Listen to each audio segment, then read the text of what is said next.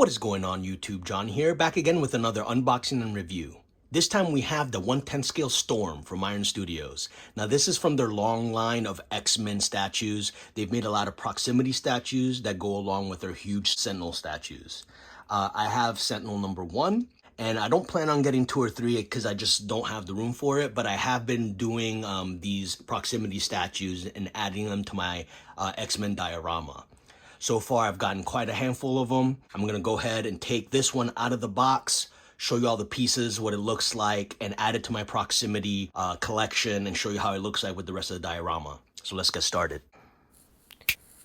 And here we have the front of the box. If you've seen any of my other videos, you've seen this blue and gold pattern. They have all the hero X-Men figures in this configuration. You have the Marvel Comics logo here, which is the one from the 90s, which is kind of cool. Moving it on to the side, you have the Iron Studios logo, Storm, and then the logo, which I didn't know was an I inside the O, actually.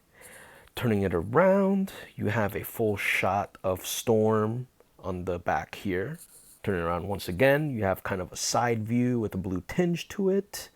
Turning back around and going to the top, you have the X-Men logo with Storm underneath it in a spot varnish. All right, let's go ahead, take it out of this box and take a look at the styrofoam tray. And here we have the styrofoam tray. For the sake of brevity, I'm just gonna go ahead and speed up my video here as I cut the tape with my box cutters. I like to keep this stuff here just so you can see kind of the entire process of unboxing this figure. So yeah, that's why I keep this stuff in here. If you guys don't like to see this kind of stuff, just let me know in the comments and I'll kind of skip over it when I make new videos. But let's go ahead and open the styrofoam tray. All right, we're met here with 3 different pieces. We have the body, the base, and the head. What we're gonna go ahead and do is start with the base, as I like to typically. Take some of this foam out of the way that's protecting the base, and let's go ahead and unwrap it from this wax paper and give it a look. All right, here we have the base, and right away, I have to say I'm pretty impressed with it. The very bottom of the base has this wood finish that a lot of these bases do, as well as the dioramas. The whirlwind is made out of some kind of translucent resin, has a bunch of wood and books flying around, which I think is a really nice touch. You have the very inside of it, that's where Storm is. You look at the bottom here and you have, it says Storm, X-Men logo, Iron Studios. And if we go back to the whirlwind really quick, the books that are kind of swirling around it actually say something on them. If you look at the blue one, it says Dark Phoenix by Chris Claremont, which is a classic X-Men story from the early 80s. And if you look at the red one, it says Executioner's Song by Scott Lobdell, which is a classic X-Men story from the early 90s, which I would argue whether Scott Lobdell deserves sole credit for that story. I know Fabian Nicieza also wrote on that.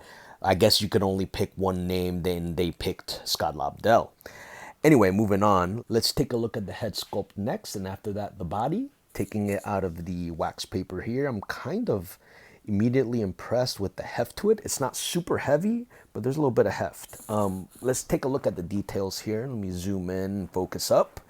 And I'm immediately impressed with what they did here. You have here a lot of the hair detail. It's really nicely rendered. You see a lot of like individual strands and everything, which is important to get right here because since she's using her mutant power, her hair should look like it's kind of swirling around, and showing that detail really gives that impression.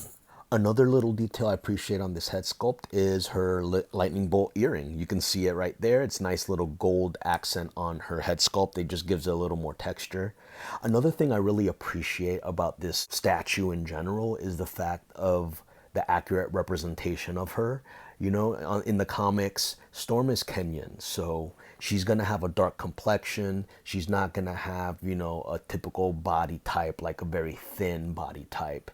And I do appreciate that that's represented here in this figure. You can see she has a darker skin. You see she has kind of a wider build, you know, which is kind of like way more accurate than anything they usually do. A lot of artists have a bad tendency to kind of make her a little more Anglo, make her look a little lighter skinned. And I do appreciate that Iron Studios kind of went away from that and gave us a more accurate Storm.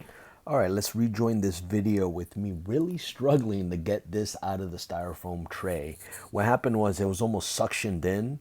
I ended up having to use the actual wax paper itself to kind of ease her out because just pulling her, I didn't want to break anything. All right, taking a closer look at the body here, I really do appreciate what they went with here. A lot of nice details. I like the body style they went with here. All the folds and different kind of muscle tone. You have the cape here kind of flowing in the wind. You have her in a feminine kind of powerful pose. I really do appreciate all the little details they went with here. You have the two little X-Men emblems that kind of hold their cape together.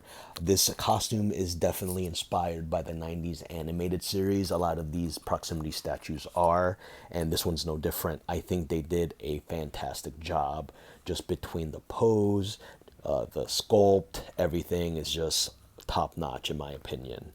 All right, from here, let's go ahead and put her together. This shouldn't be too complicated. There's a total of 3 pieces. You just kind of put them all together. You have a key here and you just kind of match the keyhole inside the whirlwind. This part was actually a little tricky because you had to kind of put her at an angle more than you would think. But once you've kind of find the right angle, she slides right into place just like that. And let's go ahead and put the head. And that's all there is to it right there. There you have Storm. I think she looks fantastic. I think for a 1/10 scale statue, they really went for a very dynamic pose. I like the base. The whirlwind was really nicely done. I just really like everything about this statue. It's probably one of my favorite ones they've made so far. Between this one, the Magneto, and Gambit. Those are probably my 3 favorite proximity statues that I've picked up so far. Hope you liked this video, guys. Thanks for watching. If you did like it, please give me a thumbs up. That helps me with the algorithm, puts my videos to the top so more people can see them.